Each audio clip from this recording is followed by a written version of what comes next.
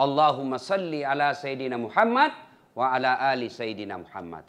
Ibu bapak, saudara-saudara sekalian, teristimewa yang saya hormati, yang saya cintai, kakanda saya, Bapak Haji Halim beserta istri dan keluarga besar yang insya Allah dimuliakan dan dirahmati oleh Allah Subhanahu wa Ta'ala.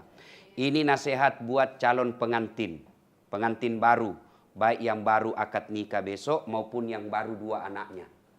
Semua ini kita pengantin baru, ya. 1, Adinda siapa tadi namanya saya lupa. Fania. Adinda Fania, 1, percayalah tidak ada rumah tangga yang tidak ada masalahnya. Itu dulu. Bohong ini kalau dia bilang tidak ada masalahnya dalam rumah tangganya. Bohong. Mana ada rumah tangga tidak ada masalahnya? Ustadz, banyak juga masalahnya itu Ustadz. Apa masalahnya? Banyak janda-janda pura-pura curhat. Ustadz, saya ada masalah Ustadz. Mohon bimbingan saya cari imam. Semua ada masalah. Jangankan saya, Nabi, manusia mulia, namanya selalu digandengkan nama Allah. Coba. Allah pasti ada di sampingnya Muhammad. 2 kalimat syahadat, ada namanya Muhammad di dalam. Apa tidak ada masalah dalam rumah tangganya? Subhanallah. Pernah difitnah Aisyah selingkuh. Coba, itu Nabi. Ekonomi. Pernah Nabi 3 hari 3 malam tidak makan sampai cucu beliau Hasan Hussein pucat. Dalam struktur kekeluargaan, status sosial, bukan dibully. Diusir dari kampungnya, Bu.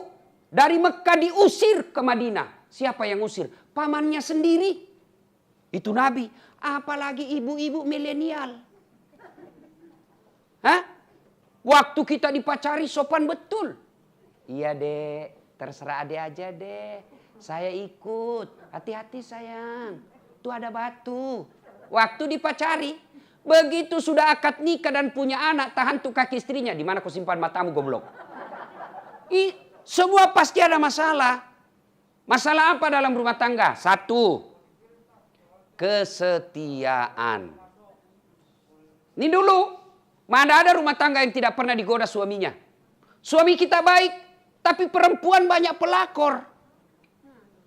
Suami kita baik, tapi digodanya terus. Tambah lagi istrinya di rumah suka maki-maki. Akhirnya suami berpikir, ini bagus, parfumnya harum.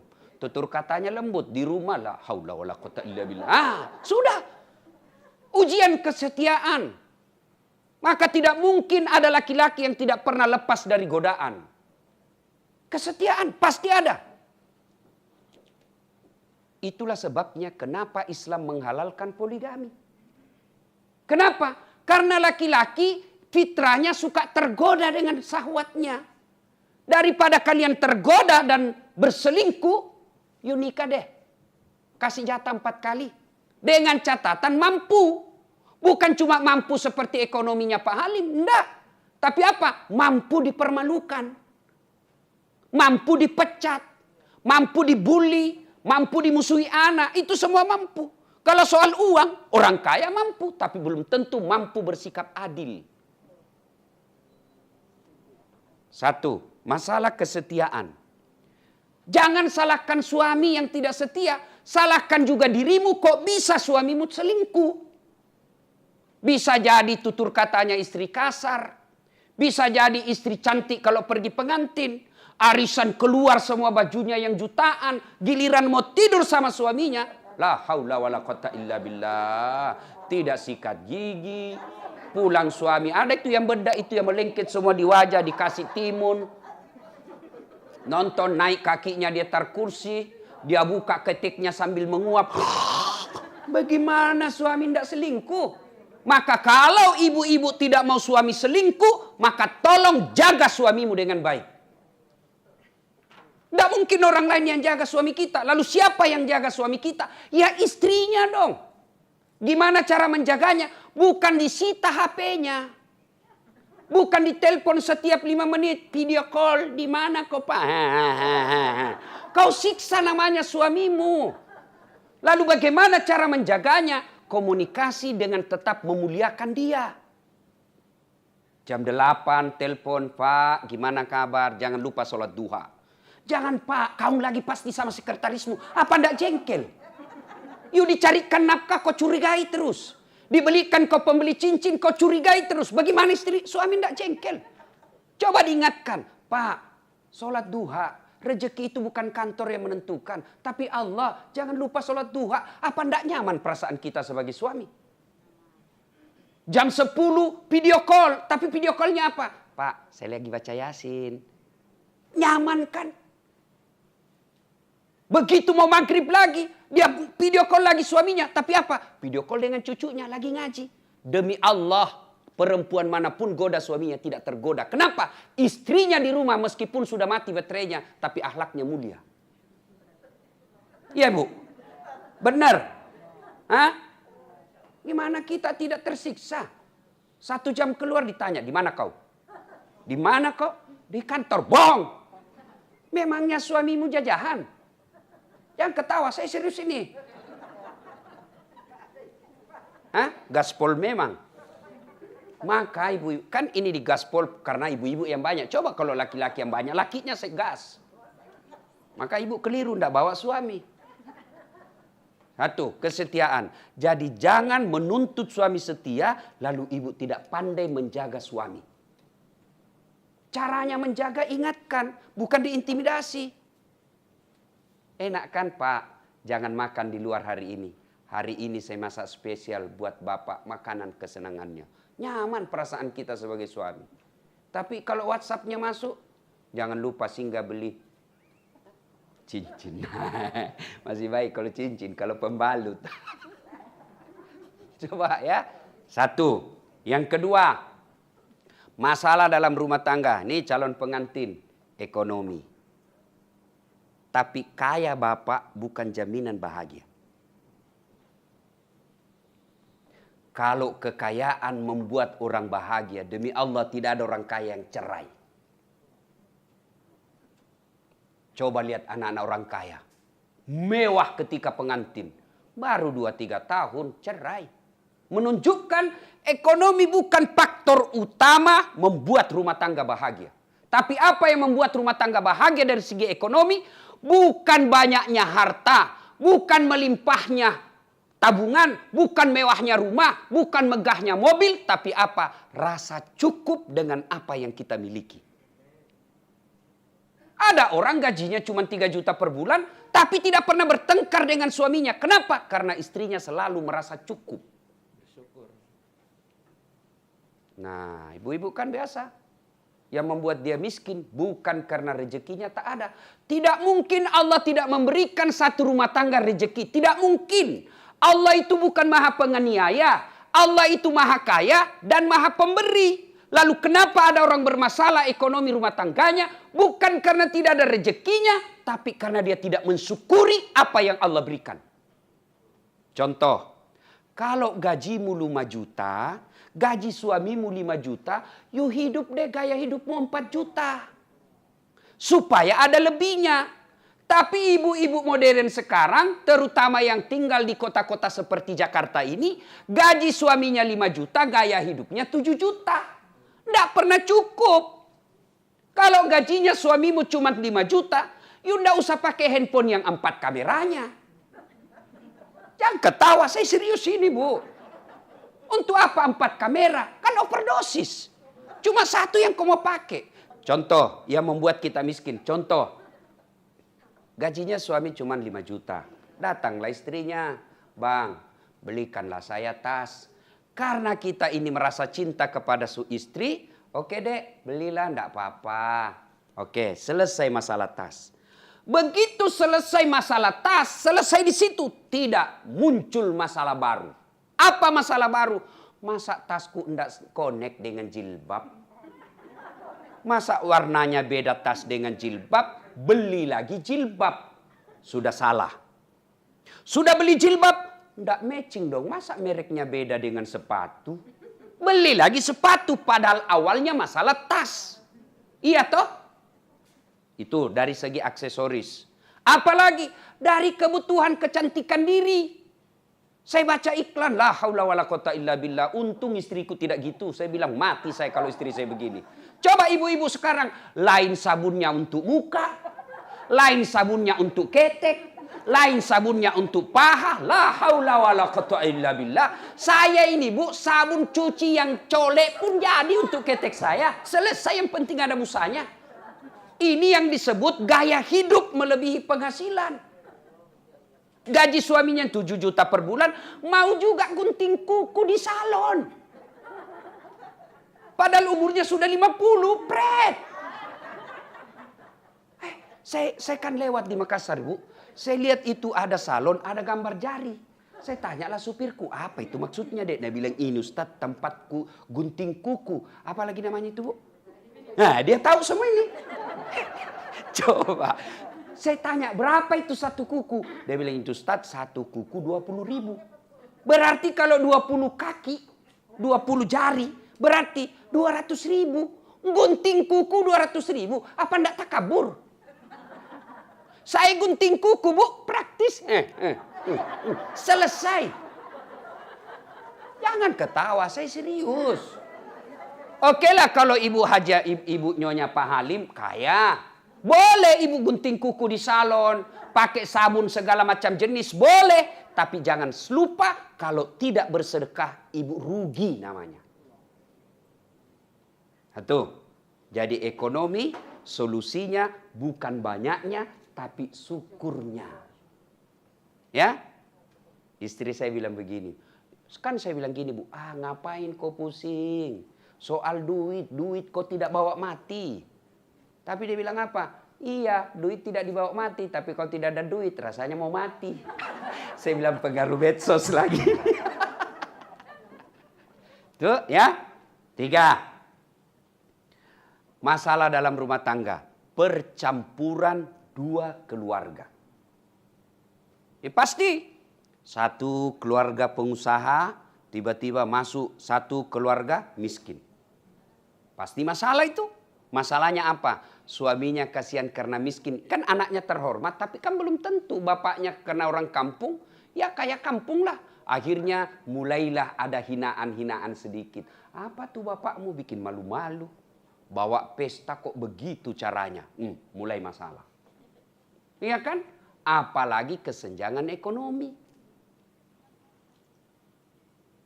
Percampuran 2 keluarga. Begitu kita bertengkar, mulai masuk curhat dan lain sebagainya.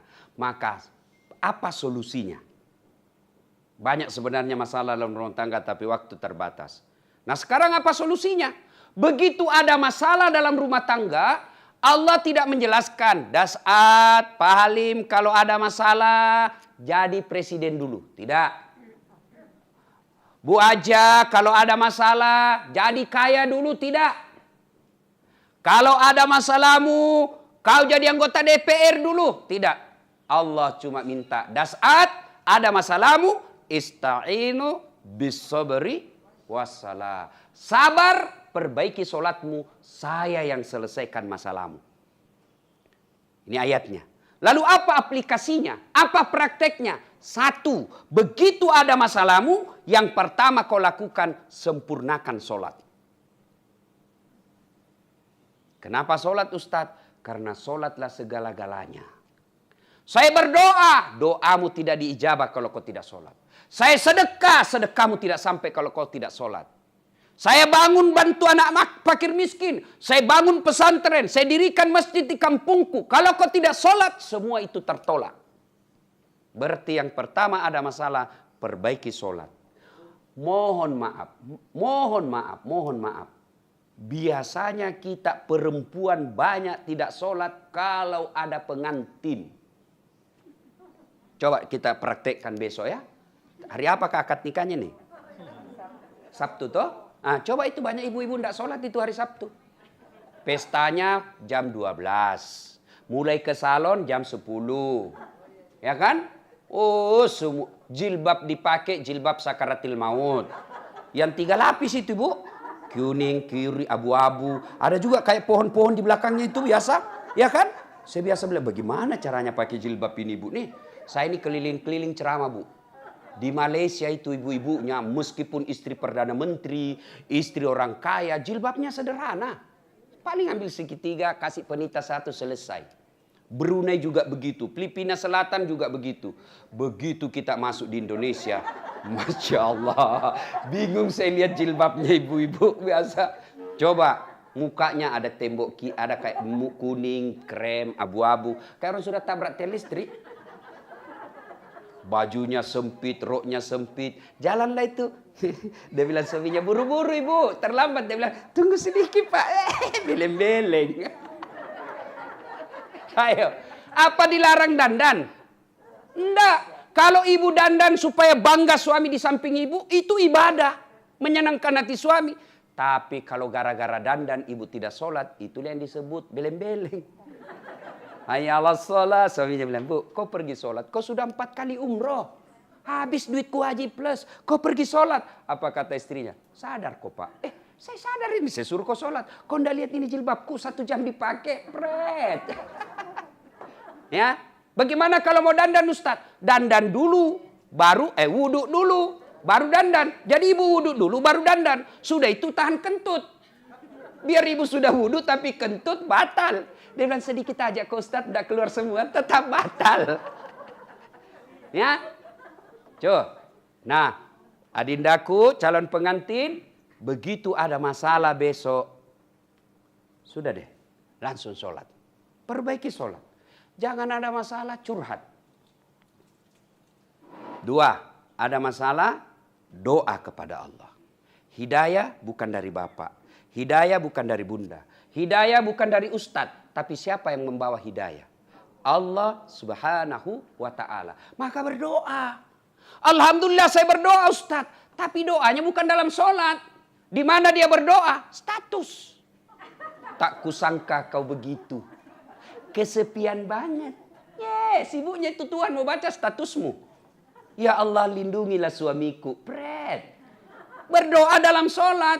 Doa itu tidak harus bahasa Arab. Doa mau pakai bahasa Padang boleh. Bahasa Sunda silahkan.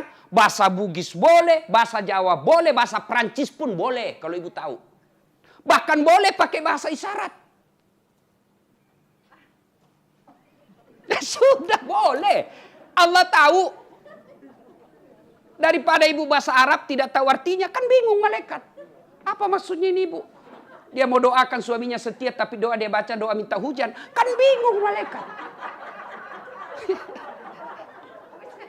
Iya, maka berdoa silahkan curhat.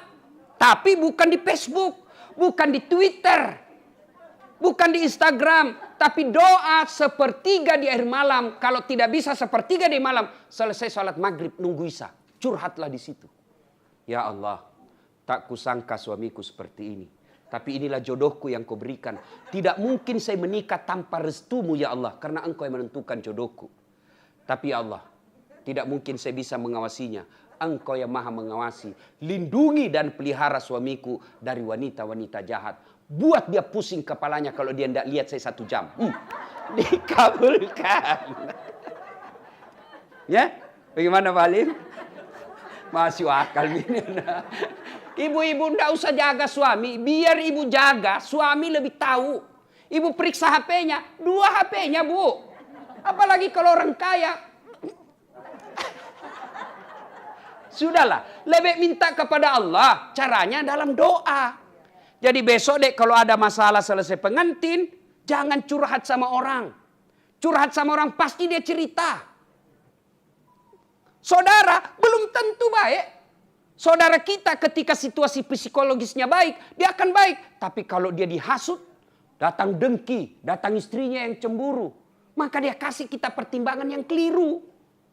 Masa begitu sih Ustaz? Tidak mungkin dia jahat sama saya. Dia kan saudaraku. Siapa yang dorong Nabi Yusuf masuk sumur? Ayo, saudaranya. Itu pelajaran buat kita. Jangan kau curhat sama saudaramu. Nah, masa sih begitu Ustaz? Dia kan masih saudara paman saya. Itu paman saya, saudara bapak saya. Siapa Abu Lahab? Siapa Abu Lahab? Pamannya Nabi, saudara bapaknya Nabi. Lebih baik begitu ada masalah. Curhat dalam doa. Tapi demi Allah, doamu tidak dijabah kalau kau tidak sholat. Ya? Nah, yang kedua. Begitu ada masalah. Sabar. Sabar. Apa itu sabar Ustadz? Apakah sabar itu kita lihat suami kita bawa perempuan masuk rumah? Saya sabar. Bukan sabar itu beleng-beleng. Lalu apa itu sabar? Alladzi isa asabatum musibah qalu inna lillahi wa inna ilaihi rajiun. Tiba-tiba kita dengar suami kita bicara kasar. Sudahlah, ucapkan saja di depannya. Inna lillahi wa inna ilaihi rajiun. Saya tidak mati. Kamu tidak mati secara fisik. Tapi mati sudah orang yang kukenal sebelum saya nikah. Itu. Maksudnya apa? Kok bisa begitu ya bang? Dulu waktu kau belum nikah saya baik betul. Maka saya ucapkan innalillah. Karena orang yang saya temukan sebelum menikah ternyata hilang sifatnya, fisiknya masih ada. Hah? Satu ya, yang berikutnya. Sabar. Yang berikutnya, cara menghadapi masalah. Birrul walidain. Benar sekali Bunda. Ibu Halim tadi katakan. Ridallah fi ridal walidain. Suktillah fi suktil walidain. Dengar ini ibu-ibu, dengar ini. Ibu pernah kan ucapkan begini, pilih mamamu atau saya istrimu. Mamamu atau istrimu. Pernah ibu bilang gitu toh? Pernah? Pencitraan lagi nih ibu-ibu. Ya kan kita ini suami sering sekali bilang gitu. Kau pilih mamamu atau saya istrimu, pret. Mana bisa dipilih itu? Dengar ini bu. Tidak mungkin suami pilih istri dengan ibunya. Sama-sama penting. Tolong jawab dengan jujur ibu. Tolong jawab dengan jujur. Siapa yang mengandung suami? Siapa? Siapa? Ibunya. Siapa yang lahirkan? Ibunya. Siapa yang ngajari halal haram?